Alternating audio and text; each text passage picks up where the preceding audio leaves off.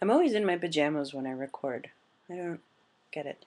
A friend came down from New York, so I got excited. I cleaned the house. I didn't like scrub the house, but I definitely power cleaned, and Mom would approve. When my friend got here, he's my oldest friend, not my eldest, but my oldest friend. We played sports resort, and we did archery, cycling, sword fighting, bowling. There were frisbee. We played Boom Blocks, which is a game produced by Steven Spielberg where you have to you have to hurl like bowling balls at castles and fun stuff. Stuff that Steven Spielberg would come up with. And those games, a lot of them are rough on the hands. A lighter controller would be nice, but I wouldn't have stood a chance of doing them out in the wild. So we played for hours, and then once we got tired of those addictive games, we went out and got sushi. And we weren't even tired of them. We had to stop and eat. We were so tired. And we had a really nice dinner at the house because the house was nice and clean, and his friend drove him up. So it was a nice, nice day, and I really needed that. He's always moving and shaking, and he's just always been a wiggler and a dancer, and I never get jealous because he works with any amount of wiggling I do back.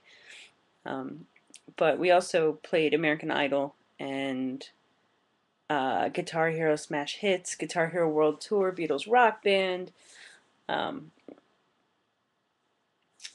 and it was really neat because when we played American Idol, we had the same teacher for singing, and she's prominent in opera, so we have similar structures. We have the same background for that, and uh, he's the only other person who's gone diamond on American Idol, so that was fun. And I don't even know most of the songs, but we had a good time. And my point is that some people can see into your world even if they don't understand it exactly, or if they don't know exactly what it's like. Good friends are strong people themselves, and they'll just keep on going until you catch your breath and pick back up. So I hope each of you with EDS has those friends. I hope all of you have friends like that. Um, Scott and I have always been two different people, but when we get together, we do very well. It was a good time, as I keep saying. Um, you can see I obviously needed that. And so another point that I want to make is that it helps to split up physically and mentally demanding days, if you can. Today is a homework day for me, and I have papers to write all day long. So yesterday I had a lot of fun physically, and I did a lot of physical work, working on the house. Um, and I made a video in the past called Take Your Time, Ehlers-Danlos Syndrome, Take Your Time. And I suggested that when you have a lot to do, and it was a mix. Like I had written papers all day, and then there was a fundraiser that night, and I was tired, and I couldn't participate, so it was going to be like emotionally demanding. Um, so the objective was to take your time, rest when you need to. And some people commented that people with EDS should do the opposite of that and should actually work harder to become stronger. And I think that's a pair of extremes there. The truth is somewhere in between. What I had hoped to convey, but I was still new at making videos, and I was really focused on making my tea. It was really good. Um, but the truth is somewhere in between the two. When you can stay in touch with your body and do what it allows you to do what you can when you can, and when you can't, take your time and chill out. When you plan a good day, rest up for it.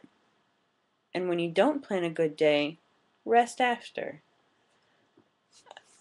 That's still true. And that's true because it's the case for everybody. So I don't want to send the wrong idea and reinforce the stigma that people who have disabilities are lazy or that they're incapable. incapable because they need to rest or because they have to live much more strategically. It's a very active lifestyle, both physically and intellectually, and part of part of that stigma is based on whether or not we keep up with everybody else. But really, I think it's just as hard for everybody else to keep up with us. So, how great to have a friend who doesn't care and can keep up so that we can just have a day together and meet in the middle here and there, you know? So he starts dancing and I start dancing what I can. And when I'm tired of doing archery, I sit down and he keeps playing. It's no big deal. It's really no big deal. And that's, I think, how it should be. Do well. What about this haircut, huh? Yeah, I got like scalped. Look at that. I look like I should be in the space program or have a Scientific American here. And I have it downstairs because I was reading it this morning. Dark matter. Cool stuff.